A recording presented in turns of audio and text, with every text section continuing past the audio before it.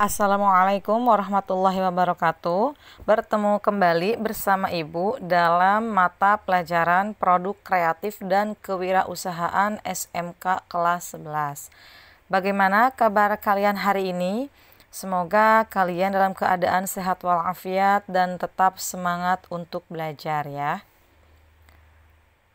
Pada kesempatan kali ini, Ibu akan membahas materi bab 5 tentang proses kerja pembuatan prototipe produk.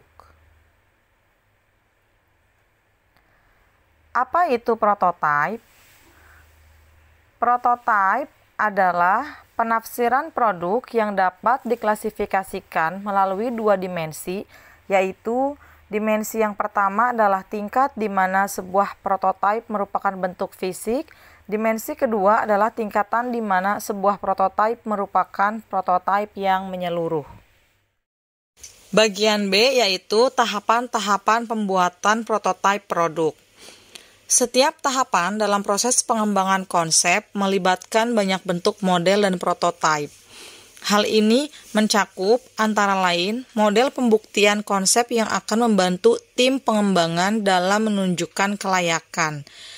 Model itu hanya bentuk dapat ditunjukkan pada pelanggan untuk mengevaluasi keergonomisan dan gaya. Sedangkan model lembar kerja adalah untuk pilihan teknis. Ada beberapa tahapan prototipe. Yang pertama, pendefinisian produk.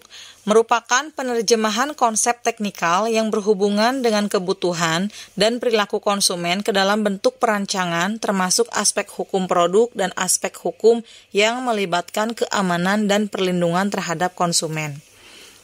Yang kedua, yaitu working model.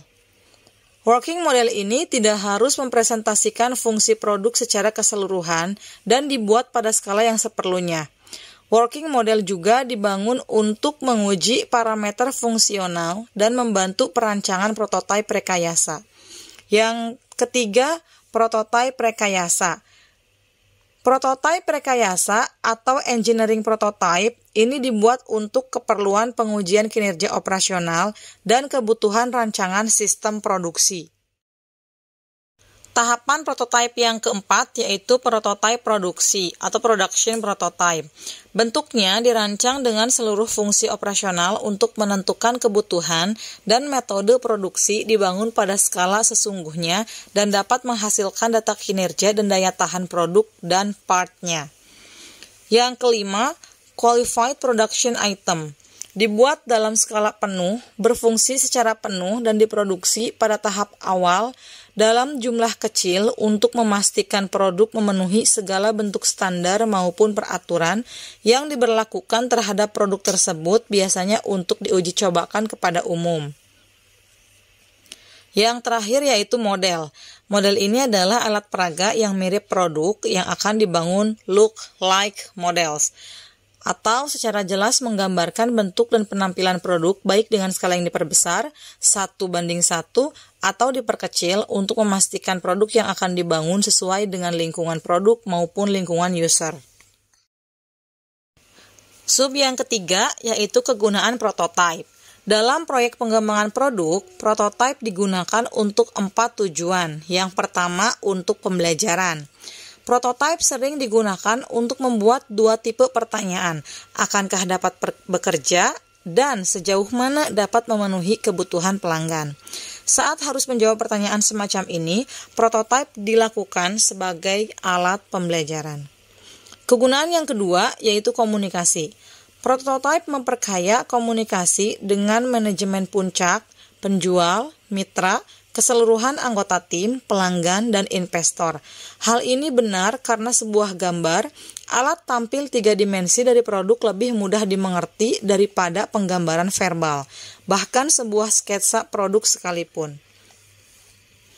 Kegunaan yang ketiga yaitu penggabungan. Prototipe digunakan untuk memastikan bahwa komponen dari produk bekerja bersamaan seperti yang diharapkan. Prototipe fisik menyeluruh paling efektif sebagai alat penggabung dalam proyek pengembangan produk karena prototipe ini membutuhkan perakitan dan keterhubungan fisik dari seluruh bagian dan sub-assembly yang membentuk sebuah produk. Kegunaan yang terakhir yaitu milestones. Dalam tahap pengembangan produk berikutnya, prototipe digunakan untuk mendemonstrasikan bahwa produk yang telah mencapai tingkat kegunaan yang diinginkan. Prototipe milestone menyediakan hasil nyata, memperlihatkan kemajuan, dan disiapkan untuk menjalankan jadwal. Sub yang D yaitu produk barang dan jasa.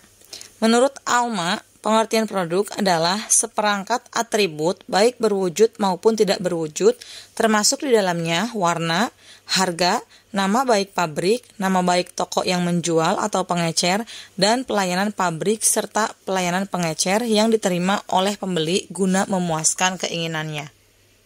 Sedangkan pengertian produk dalam arti yang luas mencakup komponen fisik, jasa, orang, organisasi, gagasan, atau gabungan dari semuanya. Menurut Alma, ada beberapa tingkatan produk, sedangkan untuk tiap tingkatan ada nilai tambahnya. Pembagian tingkatan produk sebagai berikut. Yang pertama yaitu produk utama atau inti atau core benefit, yaitu produk yang manfaat sebenarnya dibutuhkan dan akan dikonsumsi oleh pelanggan dari setiap produk, atau yang paling dasar dari produk adalah manfaat intinya. Contohnya dalam bisnis makanan dan minuman. Yang kedua, produk generik, yaitu produk dasar yang mampu memenuhi fungsi produk yang paling dasar, atau rancangan produk minimal agar dapat berfungsi, atau bentuk dasar dari suatu produk yang dapat dirasakan oleh panca indera. Produk makanan dan minuman yang sudah terkenal biasanya mempunyai merek tertentu, sehingga merek tersebut akan selalu mudah diingat oleh konsumen. Yang ketiga yaitu produk harapan atau expected product, yaitu produk formal yang ditawarkan pada konsumen dengan berbagai atribut dan kondisinya layak diharapkan dan disepakati untuk dibeli. Tingkatan produk yang keempat yaitu produk makanan dan minuman food and beverage, yaitu yang dibelinya itu wajib mengutamakan mutu, kualitas, kebersihan, dan jaminan kehalalan yang dapat dipertanggungjawabkan kepada konsumen. Yang kelima, produk pelengkap augmented product, yaitu berbagai atribut produk yang mendapat tambahan pelengkap meliputi berbagai manfaat dan layanan, sehingga dapat memberikan tambahan kepuasan dan bisa dibedakan dengan produk pesaing. Produk makanan dan minuman yang dijual juga harus disertai dengan jaminan, bertujuan agar konsumen lebih yakin dengan produk tersebut. Yang terakhir, produk potensial, yaitu segala macam tambahan dan perubahan yang mungkin dikembangkan untuk suatu produk di masa mendatang. Produk makanan dan minuman yang sudah ada dikembangkan lagi sesuai dengan permintaan konsumen dan penambahan daerah pemasaran. Sub yang E yaitu kelebihan dan kekurangan produk dan jasa. Yang pertama, kelebihan dan kekurangan produk.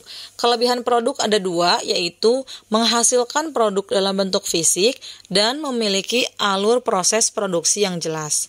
Sementara kekurangan dari produk yaitu membutuhkan tempat untuk memajang hasil produk, membutuhkan tempat untuk penyimpanan barang berupa gudang, dan yang ketiga, membutuhkan banyak karyawan sehingga menghemat menambah beban pengeluaran untuk komponen gaji. Sementara kelebihan dan kekurangan jasa, kelebihan jasa yang pertama, tidak membutuhkan tempat untuk memajang hasil produk. Yang kedua, tidak membutuhkan tempat untuk menyimpan barang berupa gudang. Yang ketiga, tidak membutuhkan banyak karyawan sehingga menghemat pengeluaran untuk komponen gaji. Kekurangan dari jasa yang pertama, tidak menyediakan produk dalam bentuk fisik. Yang kedua, jasa yang ditawarkan bisa berbeda-beda antar konsumen. Dan yang terakhir, membutuhkan promosi berupa testimoni konsumen sebanyak-banyaknya. Sekian materi yang bisa Ibu sampaikan. Semoga bisa dipahami dan semoga bermanfaat. Terima kasih atas perhatiannya. Tetap semangat untuk belajar. Jangan lupa di-like videonya, share videonya, dan subscribe channel YouTube-nya. Ibu akhiri, wabillahi taufiq wal hidayah. Wassalamualaikum warahmatullahi wabarakatuh.